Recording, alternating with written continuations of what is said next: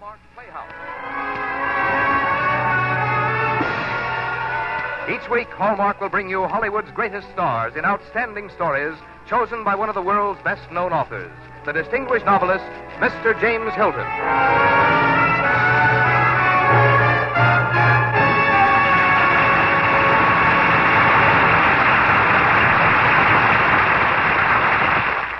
Now, Hallmark Playhouse, starring Ida Lupino in Hollister Noble's Woman with a Sword.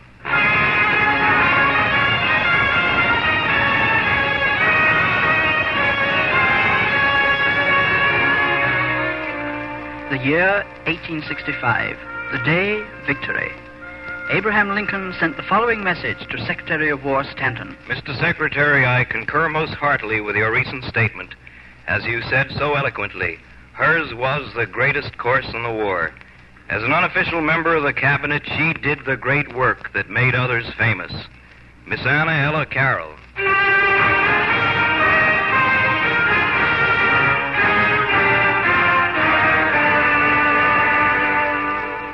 Unusual, isn't it? Anna Ella Carroll, a name you probably never heard of. I never did until recently. And yet, in Secretary of War Stanton's own words, she did the great work that made others famous. Anna Ella Carroll, Woman with a Sword.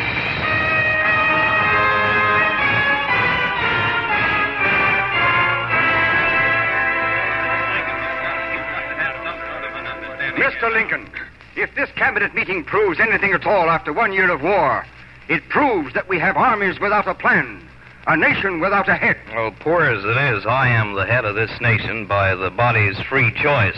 A civilian, as confused as yourself and with no legal right whatsoever to dictate to the armed forces.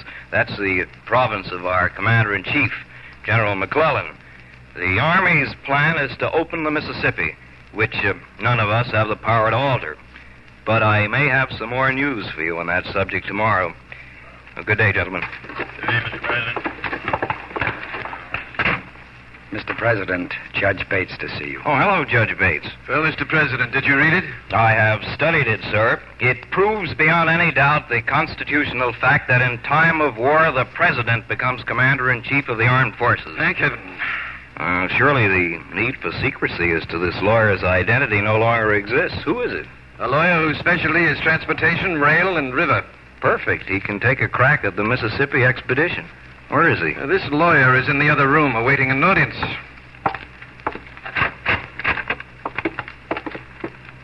Mr. President, may I present the author of the document which proves you Commander-in-Chief, Miss Anna Ella Carroll of Maryland. Good afternoon, Mr. President. I'm sorry to see you looking so tired. I'm not tired, ma'am, just flabbergasted. Please do sit down, Miss Carroll. Now you see the need for secrecy. But it's unfair. I'm accustomed to it, Mr. President. This is a man's world. Besides, I'm a Southerner. Oh, of course, Anna Ella Carroll. You were the young lady who was charged with being a traitor of the Union, operating right under our noses here in Washington. Yes, I believe the gentleman who proved my treachery was Colonel Lem Evans of Texas. Until I explained that you were the source of all my confidential data, Colonel Evans was only doing his duty. And I should like to do mine. A woman can accomplish many things which men can't. Including things men should have done. Your heart is with the South. Your mind tells you that preserving the Union is the only way to preserve the South. What are you driving at, Mr. President? Our military is staking everything on the Mississippi expedition. We must open that great river. Well, you're an expert on transportation. Go to St. Louis, the headquarters of our Mississippi expedition. Then tell me whether you believe it can work. The city is under martial law. I'll need an escort. Fair enough. I've just the man for you. An ardent believer in the Mississippi plan, Colonel Lem Evans. You mean the gentleman who charged me with treason? These are my orders. You've no one to blame but yourself. It was you who just made me Commander-in-Chief.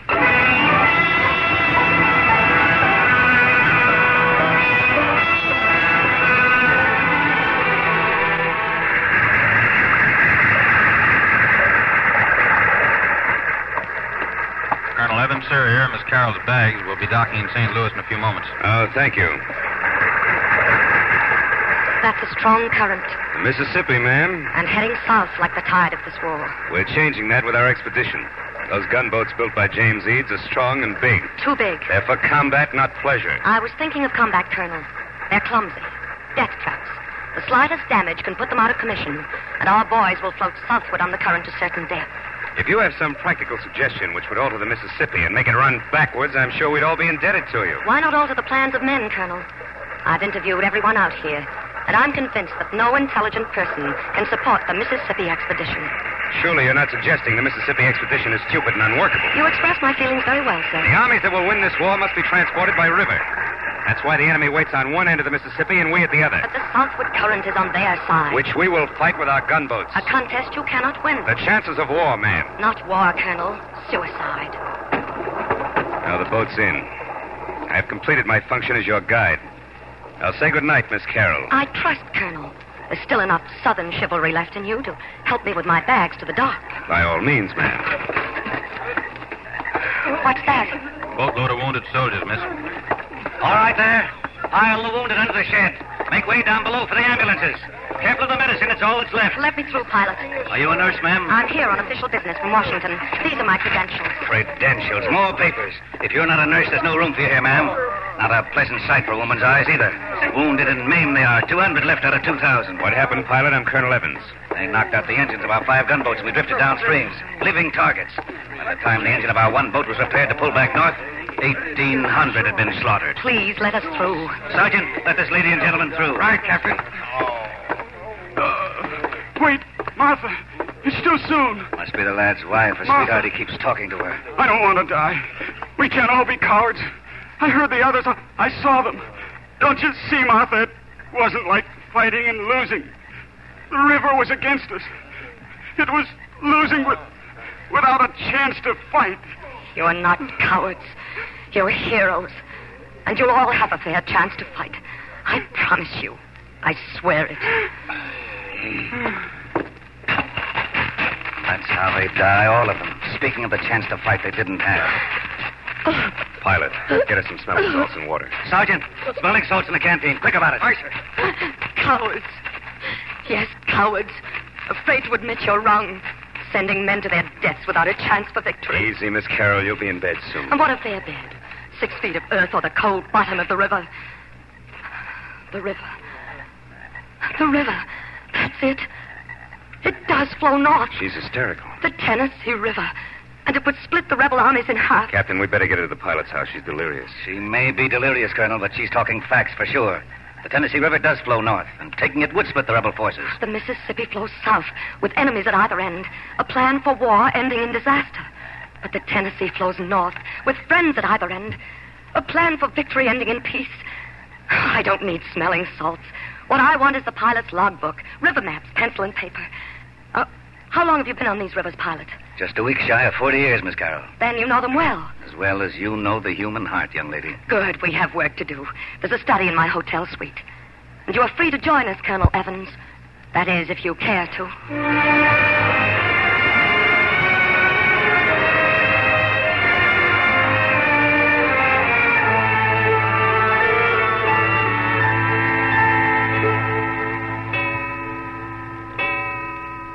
Oh, 4 o'clock, Miss Carroll, and I admit defeat.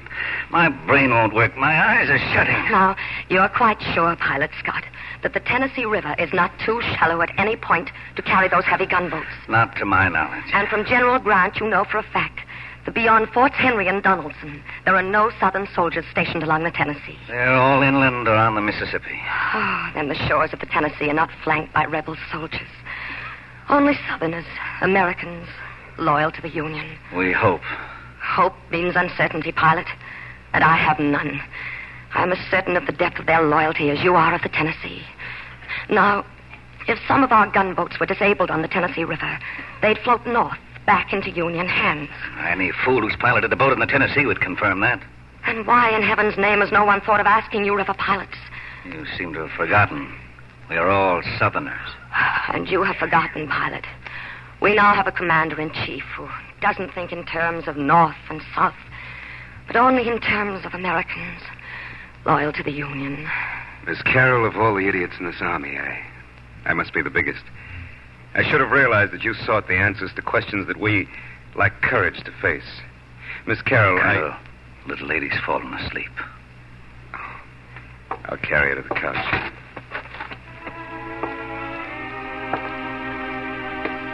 How small she is. How could those little pink ears hear so much? And those soft eyes see so clearly? Can it be that this little girl I hold in my arms will prove to be the military strategist who will save our Union?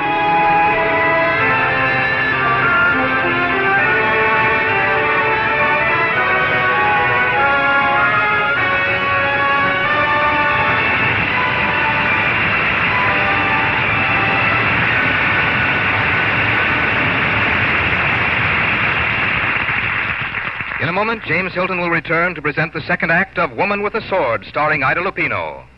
But first, do you like to pick out just the right Christmas card for every person on your list? Then how you will enjoy a visit to the friendly store where Hallmark Christmas cards are sold.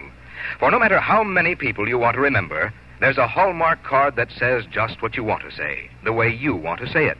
Cards made with such artistry, the snow of a white Christmas seems newly fallen. The evergreens look so fresh you nearly catch their fragrance. And you can almost hear the laugh of a jolly Santa Claus, the tinkle of sleigh bells. There are Hallmark cards to send members of your family.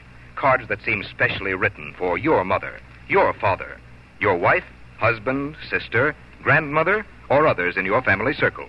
Cards that give extra pleasure because they show an extra measure of thoughtfulness. Like this Christmas greeting to the folks at home.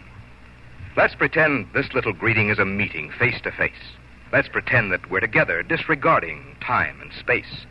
Let's pretend we're sharing Christmas, just the kind that we would spend. It would add so much to Christmas just to share it. Let's pretend. There are cards for special friends, too. Yes, whatever your taste, whatever your budget, whomever you want to remember this Christmas, you'll find Hallmark cards you'll be proud to send. Cards your friends and loved ones will be proud to receive, too. For when they see the Hallmark on the back, they'll know you cared enough to send the very best. Now back to James Hilton in the second act of Hollister Noble's Woman with a Sword, starring Ida Lupino.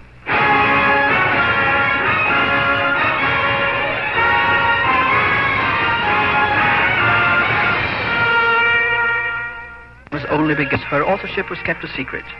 Others thought it was Grant's. President Lincoln fought for it. Stanton agreed to become Secretary of War on condition that the Union abandon the Mississippi expedition and carry through Anne's Tennessee plan. But on every other side, the plan met with nothing but resistance. So here we are. Anna Ella Carroll is waiting in a room adjoining the presidential chamber. Unaware that she's listening in the next room are assembled the leaders of the military, transportation experts, the men in charge of guiding the war.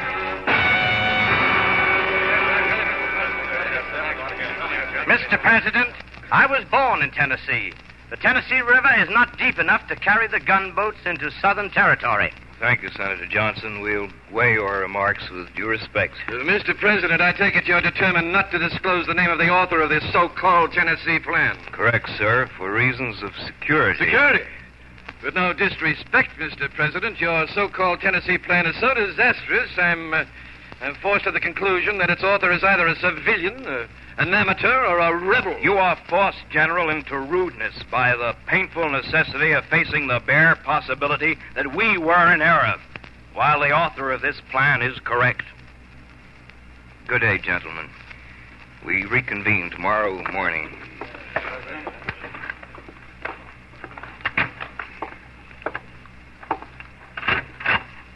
You heard, Miss Carroll? Civilian, amateur, rebel.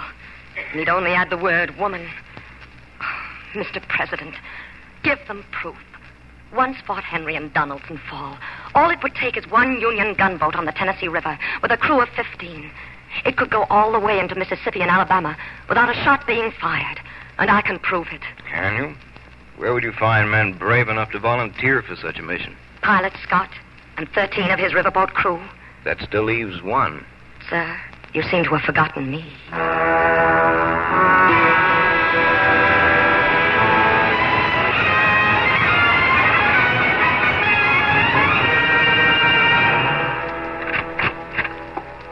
Mr. President, Forts Henry and Donaldson have been captured. Good. Now pray God that young lady can prove her case.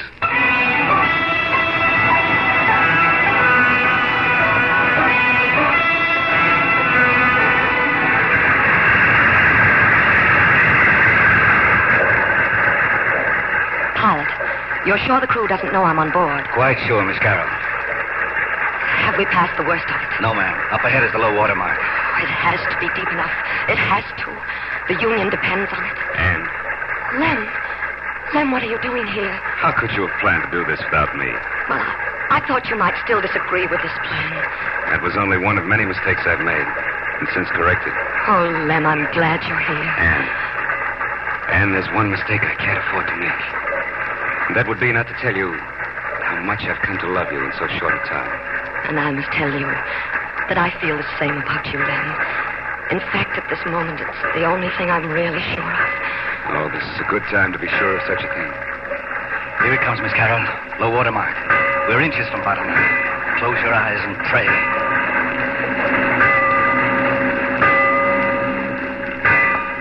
We cleared it, and at low water. All that remains to be tested now, Miss Carroll, is the depth of Southern loyalty.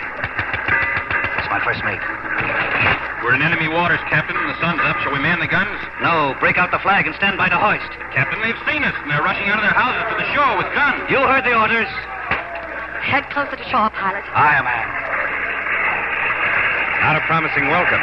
Waiting orders, ma'am. Hoist the Union flag with full naval ceremony. Hadn't ought to wait until we find out their reaction. That's the only way to find out their reaction. Hoist the Union flag with full ceremony.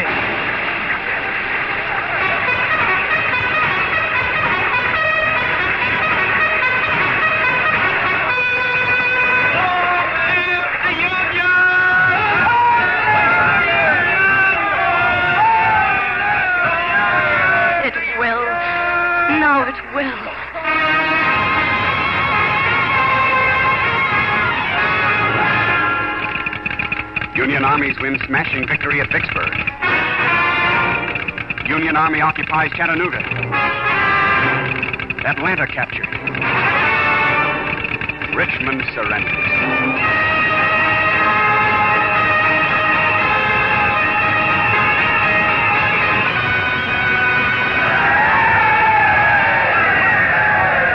How suddenly a war ends.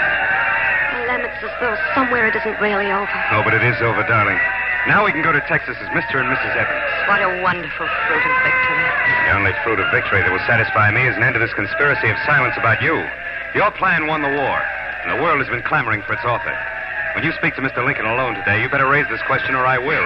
Spoken like a man of the family. Oh, here he comes. Here comes the president. Good morning, Mr. President. Wonderful morning. Won't you join me, Miss Carroll? Thank you. Well, Miss Carroll, you made a commander-in-chief. You gave him a plan. You helped him carry it out. You won a war.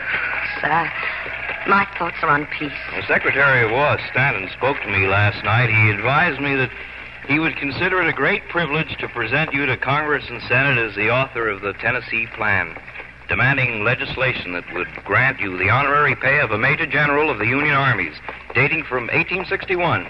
Mr. President. However, exercising my prerogative as president, I turn him down. I understand. The privilege of presenting you to Congress and Senate is something I insist upon doing myself. Thank you, Mr. President. Before us lies the mangled road to peace, Miss Carroll. You come from Maryland. A lot of important work could be done there. I'm sorry, sir. I'm marrying Lem Evans and returning to Texas with him. Well, war's over. I'm no longer commander-in-chief. You should go to Texas. And perhaps I should reread that verse which comes from the Bible. To everything there is a season, and a time to every purpose under the heaven. A time of war, and a time of peace. Yes, Mr. President. And peace is the season for love.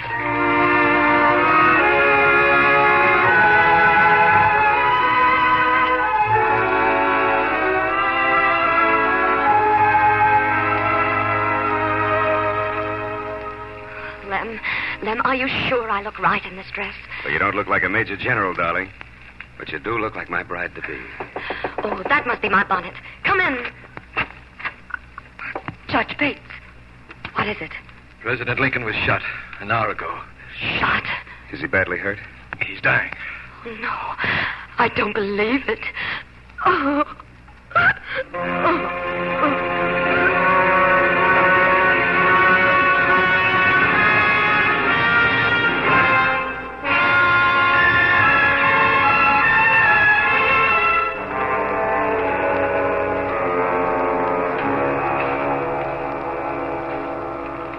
that you're more composed, Anne, I must speak of something.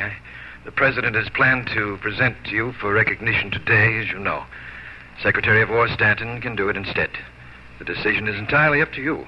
But you realize, Anne, that such an announcement at this time would jeopardize the peace. Will there ever be a proper time to... Wait, Lem. The President was right, and we were wrong. We called it peace, and in its deceptive glow, a killer aimed. Now Lincoln is dead. We have not won the peace, Lem. We must still fight for it. Judge Baines, please inform the Secretary of War that I would consider it most inappropriate to present me to the Congress and Senate at this time of national disaster. And you're making it easier for all of us. We will be grateful. Good night.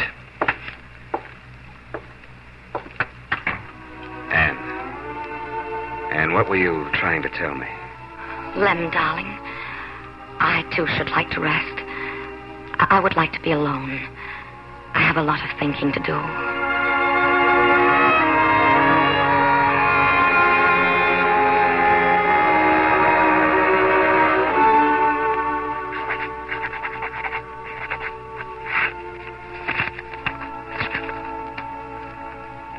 To the very Honorable Lem Evans, Chief Justice of the Supreme Court of the state of Texas.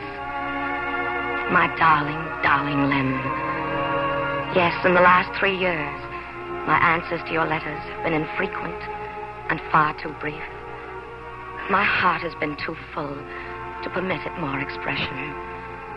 Now my head is in command, and I can tell you with all my heart that I love you and always shall, and hope one day to share a happy life with you in Texas. But the peace is not yet won, and in time of war, each defends his home. Yours is Texas. Mine is Maryland. Perhaps you are right that there is no real end to the fight for peace, and therefore to the road I'm traveling. But I desperately hope you are wrong. But even if you aren't, I cannot leave the battlefield now.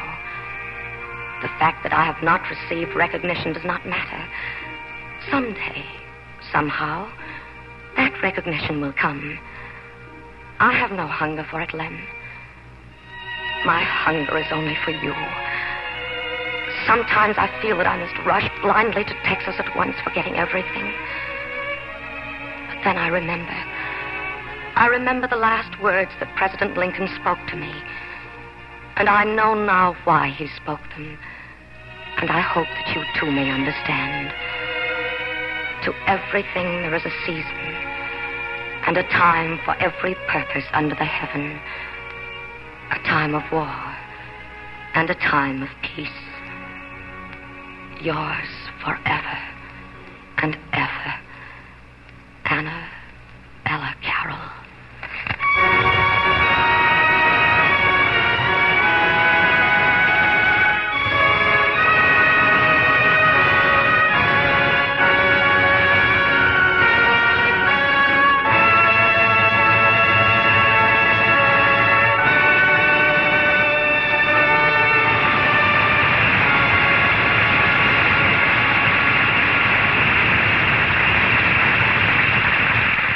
We'll hear from James Hilton and Ida Lupino again. But I do want to remind you that by selecting your Hallmark Christmas cards now, you'll find cards so suitable they seem specially written for every person on your list. So better pay a visit soon to the friendly store where you buy Hallmark cards. There's a wide variety of individual Hallmark cards that say just what you want to say, the way you want to say it. And you'll find many boxes of assorted Hallmark cards for last-minute additions to your list. Remember, when friends receive these fine cards and glance at the back, they'll see the hallmark and know you cared enough to send the very best. Here again is James Hilton. Miss Lupino, you've just brought to life for us a great American woman. Your performance was a tribute to her memory. For the makers of Hallmark cards, our gratitude for your charming presence here this evening, and our thanks for your unforgettable performance of A Forgotten Woman. Thank you, Mr. Hilton. It was a great privilege to play Anna Ella Carroll. I hope that we have done something here this evening that will help to bring her the honor she deserves. It's a human frailty, I suppose, to forget. But then you Hallmark people are doing such a splendid job to overcome that, to help people remember with those fine Hallmark greeting cards of yours. Thank you again for asking me to be here. I have enjoyed it. Do please visit us anytime. Our Hallmark Playhouse is every Thursday. Our music is by Lynn Murray, our director-producer is Dee Engelbach, and our adaptation tonight was by J. Richard Kennedy. And next week we shall present a most unusual Christmas story, The Desert Shall Rejoice, starring John Hodiak. And the following week, 2 nights before Christmas, we'll tell you a great story with great music. The true story of how Silent Night came to be sung throughout the world. I believe these are 2 shows you won't want to miss.